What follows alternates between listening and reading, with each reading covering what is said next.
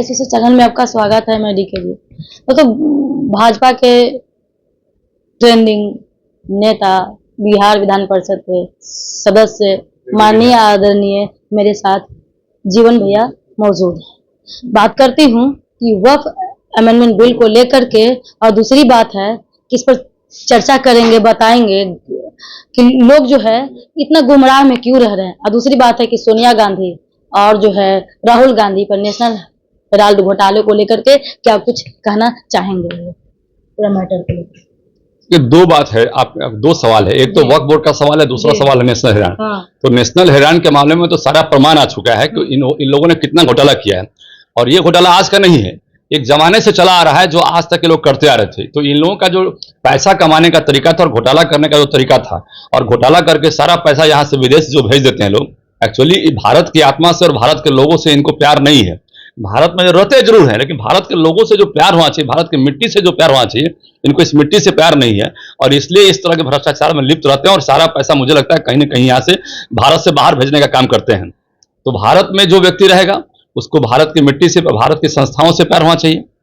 तो जो संस्थाओं से प्यार नहीं तो उसको तो देशद्रोह में घोषित कर दिया। अब ये देशद्रोह की बात तो मैं नहीं करूंगा, लेकिन निश्चित रूप से ये कहूंगा कि भारत पर शासन करने के लिए पब्लिक को जो है उसी को अधिकार देना चाहिए जो भारत के बारे में सोचे, भारत की मिट्टी के बारे में सोचे, भारत के आवाम के बारे में सोचे, केवल दिखावा नहीं कर। और नेशनल हेराल्ड घोटाला जो है ये प्रमाणित कर दिया है कि ये जो है, ये लोग जो भारत के बारे में सोचने का जो काम करते हैं और जो बोलते हैं कि हम भारत के विकास के बारे में सोचते हैं, ये केवल छलावा है और पूरी तरह से केवल छलावा है।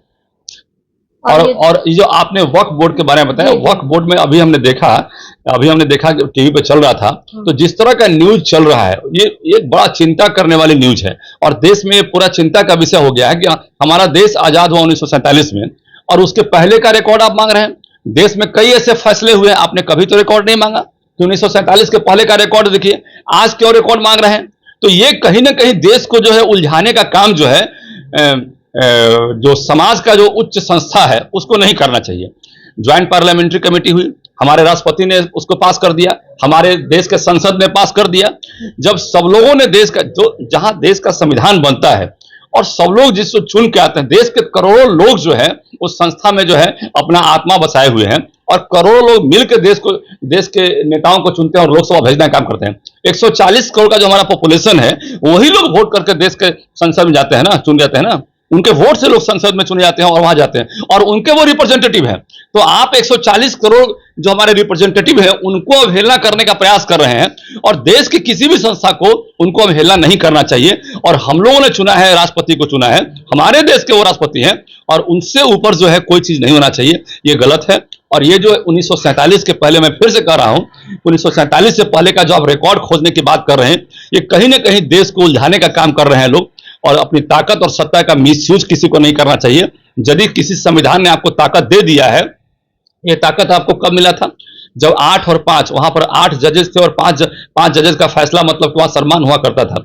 आज तो हमारे यहाँ 30 जजेस हैं वहां पर सुप्रीम कोर्ट में, जो बेंच में बैठते हैं यहाँ पे। तो निश्चित हम उस पर भी विशेष नहीं कहना चाहेंगे, इतना ही कहना चाहेंगे कि हम, और आग्रह पूर्वक कहना चाहेंगे कि ये गलत परंपरा की शुरुआत देश में हो रही है। इस तरह की बातें देश में नहीं होनी चाहिए। देश के संविधान को, देश के प्रति जो है, देश के जनता के प्रति जो है निश्चित रूप से एक जिम्मेवारी बनती है। लेकिन हमारा जो पूरा सिस्टम है, लोकतांत्रिक सिस्टम है, उसको पूरी की पूरी तरह धत्ता बताने का जो काम हो रहा है, ये गलत है। ये वक्फ बिल को लेकर के लोग इतना गुमराह क्यों हो रहे हैं कि मेरी को जो है काला कानून जो है ब्लैक कलर के जो पट्टी बांध करके जो है रोजा में, अब देखिए कि किस तरीके से गुमराह करने की कौन कर रहा है सर? देखिए, वक्फ बोर्ड एक ऐसी संस्था है जो बनाया गया था पब्लिक के कल्याण के लिए, खासकर मुस्लिम समाज में जो लोग थे और उससे जुड़े लोग जो थे, उसके कल्याण के लिए बनाया गया था।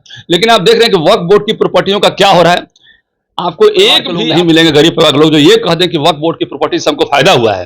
ये वक्फ बोर्ड की प्रॉपर्टी जो है, मंदिर, मस्जिद, दरगाह तक तो ठीक है, कब्रिस्तान तक तो ठीक है, और वक्फ बोर्ड को जो नए नियम जो बने हैं उसमें कहीं भी छेड़ने की बात नहीं की गई है कि हम मस्जिद के मैनेजमेंट में जाएंगे, हम कब्रिस्तान के मैनेजमेंट में जाएंगे, हम दरगाह के मैनेजमेंट में जाएंगे, हम जो है किसी भी आपकी संस्था जो है, आपकी धार्मिक संस्था के मैनेजमेंट में हमारा कोई हस्तक्षेप नहीं होगा। जो नया बिल है प्रॉपर्टी मैनेजमेंट सिर्फ वहां पर कहा गया कि लैंड रिकॉर्ड जो होता है, जो डिस्प्यूटेड लैंड रिकॉर्ड है, वो लैंड रिकॉर्ड का मालिक होता है, कलेक्टर होता है। तो कलेक्टर के पास लैंड रिकॉर्ड होना चाहिए, और कहीं कोई विवाद हो तो उसका फैसला कोर्ट में होना चाहिए। ये कोर्ट में, चूंकि आप जो आम प्रक्रिया है पूरे देश में, कहीं कोई लैंड डिस्प्यूट होता है तो उसका विवाद का फैसला जो है कोर्ट में होता है। इसमें कहा गया था जिस प्रॉपर्टी पर हम हाथ डाल दें और हमारे मौलाना हमारे जो है कह दें कि ये प्रॉपर्टी हमारा है, चाहे वो लोकसभा हो, चाहे वो राष्ट्रपति भवन हो, चाहे कहीं भी कह दें कि मेरा है। अभी हाल में देखा फतुहा के एक गांव को नोटिस कर दिया गया, यहाँ पटना जिला में फतुहा पड़ता है, ये गांव हमारा है। अब बताइए कि पूरा वहां पर गांव के हजारों हजार लोग हिंदू समाज के और मुस्लिम समाज के लोग रहते हैं, वहां कहां जाएंगे वो? तो इस तरह से जो है ये जो है परसेप्शन खराब हो रहा था, और वक्फ बोर्ड की जमीनों को जो है मिसयूज हो रहा था। अब देखिए पटना में जो है कई मॉल ऐसे बने हैं जो वक्फ बोर्ड की जमीन बने हैं, उसके लिए तो वक्फ बोर्ड नहीं बनाया गया था। अब दिल्ली में 5 स्टार होटल बने हैं वक्फ बोर्ड की जमीन पे, उसके लिए तो नहीं बनाया गया था। वक्फ बोर्ड बनाया गया था बड़े बड़े उद्योगपतियों के फायदे के लिए नहीं बनाया गया था, वो बनाया गया था पब्लिक के लिए और गरीबों के लिए। उसमें क्या है कि पसमानदा समाज के, बोहरा समाज के, अन्य कई ऐसे समाज हैं जो मुस्लिम समाज में ही 80-90% की जिनकी जनसंख्या है, अंसारी समाज है, उसको जो है वक्फ बोर्ड से हमेशा दरकिनार करके रखा गया। अभी जो नई जो वक्फ बोर्ड की पॉलिसी आई है उसमें सबको शामिल करने की बात की गई है। जब आप मुस्लिम समाज के कल्याण की बात करते हैं तो बोहरा को क्यों छाटेंगे, अंसारी को क्यों छाटेंगे, जोल्हा को क्यों छाटेंगे, आप जो है उसमें पसमानदों को क्यों छाटेंगे? आपको सब, आप जब प्रतिनिधित्व सबका करते हैं तो सबको आपको लेकर चलना पड़ेगा। तो ऐसा तो नहीं है कि एक समाज के लोग उसमें केवल रहेंगे बाकी समाज के लोग नहीं रहेंगे। तो उसमें इन चीजों से काफी दिक्कतें हो रही है। वो जो लीडर बन के घूम रहे थे 10% लोग, 15% लोग वक्फ बोर्ड में, एक खास समाज के, मुस्लिम समाज के ही लोग हैं, वो उनको अब तकलीफ हो रही है। तो देश में आंदोलन करना चाहते हैं, देश को अस्थिर करने का उनका जो सोच हो गया है, ये नहीं होगा, क्योंकि 90%, 80 से 90% मुस्लिम समाज के लोग जो हैं उनको स्पष्ट रूप से उसमें प्रतिनिधित्व देने की बात की गई है, और आज तक आजादी के बाद आपने उनको दूर रखा है वक्फ बोर्ड से। ये तो गलत किया ना आपने, और दूर रखने के कारण ही आपने उनको कोई सामाजिक लाभ नहीं दिया, आपने उनको कोई फाइनेंशियल लाभ नहीं दिया, आपने उनको कोई पारिवारिक लाभ नहीं दिया। तो उन जमीनों का कहीं ना कहीं आपने जो मिसयूज किया उसको रोकने के लिए वक्फ बोर्ड बनाया गया है। ये गलत था पहले भी, और अब सही हुआ है तो उनको तकलीफ हो रही है। ये नहीं चलेगा, और निश्चित रूप से पब्लिक के लिए है, ये पब्लिक के कल्याण के लिए वक्फ बोर्ड है, और पब्लिक का कल्याण इससे होगा।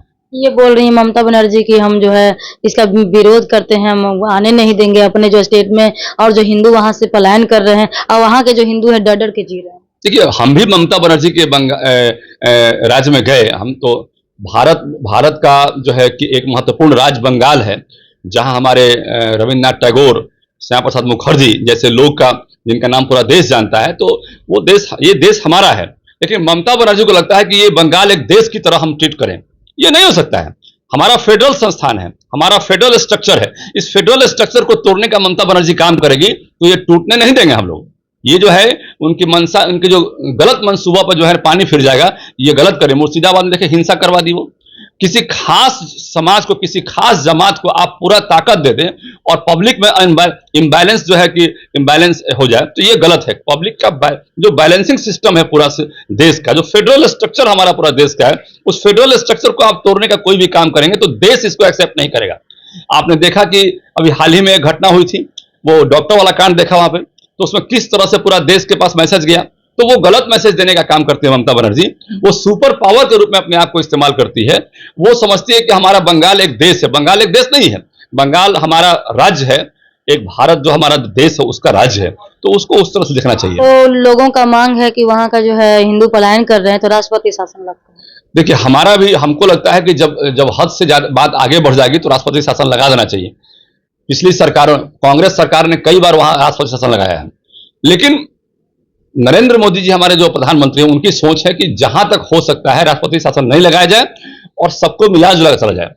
लेकिन जब सीमा पार हो जाएगी तो राष्ट्रपति शासन के अलावा कोई विकल्प भी नहीं बचेगा। जी, क्योंकि मैं इस बार की रामनवमी में मैं जो हूँ हावड़ा और कलकत्ता में ही थी, तो उसमें जो है कोई पूजा, कोई पाठ, कुछ तरीके से जो उनको जो हम बयान लेने के लिए गए तो डर रहे थे। अब कुछ बोल रहे थे, इधर उधर देख रहे थे कि कोई उनको देख नहीं, कुछ सुन नहीं रहा, धीरे धीरे बात कर रहे थे। यानी कि कहने का तात्पर्य उनसे ये प्रतीत होता है कि वो बहुत डरे हुए हैं। हम खुद बंगाल में चुनाव प्रचार में गए थे। कोई योजना जो है, हम कल के आवास योजना से लेकर के जो है मोदी जी का जितने सारी योजना है वहाँ लागू, उनको जो लाभ, हम बंगाल में खुद चुनाव प्रचार में गए थे, और बंगाल चुनाव प्रचार में हमारी जान बहुत मुश्किल से बची। हम हावड़ा ब्रिज में गए थे, वहां पर हावड़ा ब्रिज में एक संजय सिंह थे और उनके चुनाव प्रचार में गए थे, तो हमारी जान वहां बहुत मुश्किल से बची। जबकि वहां हिंदू की संख्या 70% है, लेकिन 30% मुस्लिम समाज के लोग इतने हावी थे लगा कि हम लोग का मर्डर हो जाएगा वहां पे। शाहनवाज हुसैन भी फंस गए थे वहां पर, और उनके साथ जेट सिक्योरिटी थी, तो वो किसी तरह से वहां निकल गए, और उनका तो 47 और कई तरह के उनके साथ हथियार थे, और हम लोग जो है बड़ा मुश्किल से वहां अपनी जान बचा कर निकले।